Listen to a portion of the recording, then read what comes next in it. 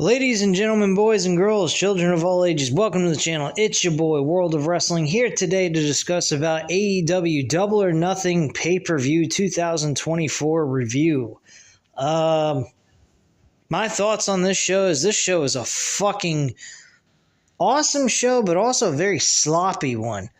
In some aspects of this show, it reminded me a lot of a GCW type of event. No, I'm not talking about ECW. G as in good. Only one problem, GCW ain't good. This show reminded me in some cases of a GCW show. They seemed like they were coming across very desperate to get your attention, to get you excited for this entire event through hardcore wrestling. This did not even feel like All Elite Wrestling. It felt like I was watching an ECW pay-per-view on steroids, honestly. There was a lot of things that occurred. We had a return of MJF. Thank God he was actually officially re-signed with AEW. He's not going nowhere. He even got a tattoo on his fucking lower part of his ankle, lower part of the back part, lower part of the back of his leg. So he is officially AEW bound. He ain't going nowhere. There was some great wrestling, some awful wrestling here and there, some matches I didn't give two flying fucks about, and just overall the show was good, but it was not where AEW pay-per-view quality that I'm used to anyway. So let's get into it. First match on the card was the International Championship. It was no, not Orange Cassidy. It's a different match. Will Ospreay versus Roderick Strong for the International Championship. Excellent matchup to open the show. Good placement of the match. This was a good place to start off with Will Ospreay versus Roderick Strong for the International Championship. Will Ospreay walks away with the W. 4 out of 5 stars. Great way to open the show. Then we had the 6-man trios tag team title match with Jay White, Austin, and Colton Gunn, the Bullet Club Gold, against Death Triangle, Pac, Penta, and Rey Fenix. And this was a bore fest. I did not even care for this match at all. I'd give it a 2.5 out of 5 stars. Wasn't all that exciting. I think it was average at best, if anything else. So I didn't particularly care for this whatsoever. The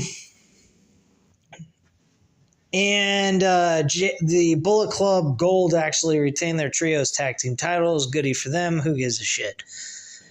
Next up, we had Timeless Toni Storm defending her Women's World Championship against Serena Deeb. This match was good. Solid matchup. I'd give it a 3.5 out of 5 stars. Good stuff, but it was to be expected that Serena Deeb was going to be losing this match to Toni Storm. So, good match overall. Adam Cole did return, by the way, also after the Will Ospreay match. He appeared with no cast on his ankle, so he looks like he's in good shape. They had a segment between MJF and him, and MJF basically low-blowed him the same way Adam Cole did, and the rest is history. And we got confirmation that MJF is staying in AEW and has officially signed a new contract with the company and will be staying with them for the foreseeable future. Next up, we had Orange Cassidy versus Trent Beretta in a one-on-one grudge match. And Trent Beretta ended up losing this matchup, and after the match was over, he ended up quitting.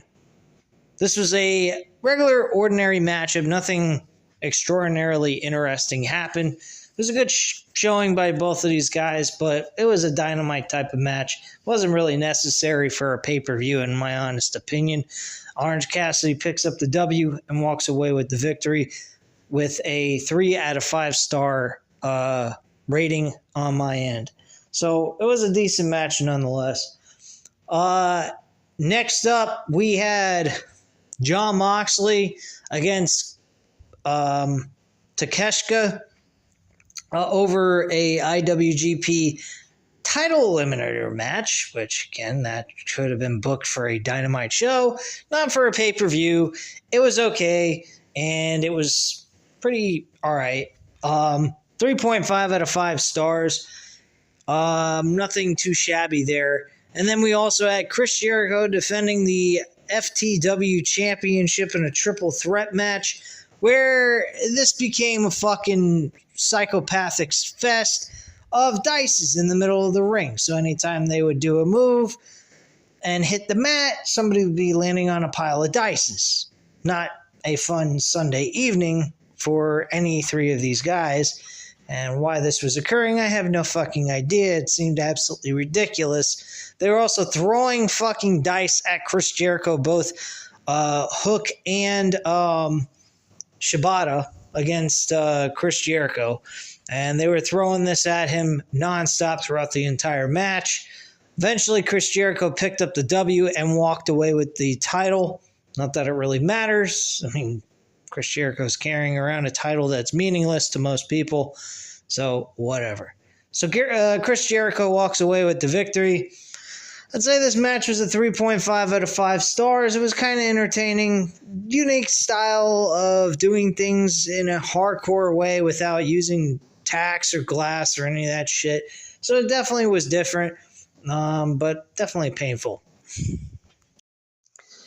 Next up, we had Adam Copeland defending the TNT Championship against Malachi Black. This is where things were a little hairy, in my opinion. I think Edge almost killed himself. Will Ospreay also almost killed himself in the opener of the show. These guys need to slow it the fuck down.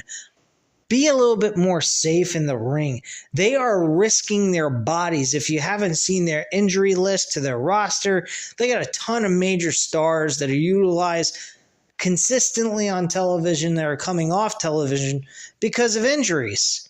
And I think Edge may have suffered an injury during this matchup. He did a spot in the match where the table was far too close to where he was 15 feet up in the air, and he's jumping off the cage like as if he's back in the Attitude Era all over again, doing a fucking body splash onto the fucking opponent Malachi Black through a table and completely botching the shit out of it.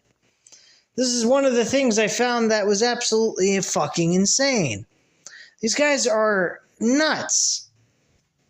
These guys, some of them are in their late 40s, early 50s, and they're doing crazy stunts. Why they're doing this, I have no idea. Gangrel did come to the rescue of Adam Copeland during this match and helped him get the W because the odds were against him. We thought the House of Black was actually joining up with Adam Copeland, which seemed like a complete insane trip right there, but that's what it was. So they went ahead, turned on Adam Copeland after they acted like they were turning on Malachi Black. And this led to them fighting throughout the entire match in the ring inside the steel cage. Somehow they went out of the cage, the door broke, and all that jazz. And Adam Copeland pretty much fought for his life until Gangrel came from underneath the ring and helped him get the W and walked away victorious. And that was the end of the match. Malachi lost to Adam Copeland for the TNT Championship. Very entertaining match, but gosh, these guys got to be more careful with their bodies. Match was a 4 out of 5 stars. Actually, probably a 4.5 out of 5 stars. This was the match of the night, I think. And it was pretty fucking cool as shit to watch. Next up, we had Swerve, or actually not Swerve Strickland. We had the TBS Women's Championship with Mercedes Moné versus Willow Nightingale. Obviously, Mercedes Moné walks away with the W and the TBS Women's Championship. I didn't particularly give a flying fuck about this match, barely paid attention, and Mercedes Moné walks away with the title. 3 out of 5 stars, I'll be generous, but that's pretty much all I'm going to give it. Next up, we had, following that, we had Swerve Strickland defending the AEW World Championship against Christian Cage. Who the fuck thought Christian was going to win this belt? Anyone thought that? They're fucking retarded. Anyway, Swerve Strickland retains the championship. Average match, 3 out of 5 stars. Who gives a shit? This could have been booked on a fucking Dynamite episode. I wouldn't have cared to watch this on a fucking pay-per-view. I was telling you guys that from the get-go. And I wasn't even given the main event. Next, and then the main event was the Anarchy in the Arena. A lot of stuff occurred in this one. Darby Allin was being hung upside down for like probably the last 10 minutes of the match. This match stretched out way too long. I mean, honestly, they could have fucking ended this about 10 minutes earlier. I think this match went almost 30 minutes. This was just fucking over ridiculous. Trying to go out of their way, over the top booking on this shit. Just complete and utter insanity by this promotion. And I don't know what the fuck Tony Khan's smoking, but I mean, it was getting annoying after 10 minutes passed. I'd say 19 minutes would have been fine. They went close to fucking 30. I think it was probably like 29 minutes long. This shit was way too long for me. I didn't care for this shit. That's why I didn't do the review, and then I forgot to do it during the day today, during Memorial Day. So this is actually coming up to you guys while Raw is going on the air at this present time, so I do apologize, but this match was pretty decent for action-wise, but it was sloppy, fucking blood all over the place, everybody getting hurt, people getting hit in the face with thumbtacks. I mean, this shit was just fucking over the top. Was it fun? Yeah, but it reminded me of a GCW event overall, and I just thought this was fucking crazy. Match, I'll give it a 3.5 out of 5 stars, but this was not a AEW type of quality show that I'm used to seeing by AEW. Really. Was it worth the $50? Yeah, some cases. Other cases, not really. I mean, they could have cut this fucking show in half and it would have been worth the $50. But this shit was fucking too long for me to enjoy. And I just got agitated by the end. And I was just saying, come on already. Can we end the fucking show? Please? It was freaking annoying. I couldn't stand it. But yeah, that's pretty much all I have to say at this time, guys, about the entire event. Hope you enjoyed the review. If you did, please go ahead and hit the like button. Hit the subscribe button if you're not already subscribed to the channel. And leave a comment down below. I'll definitely get back to you on that. Thank you guys very much for watching. Have a great night, guys. Bye.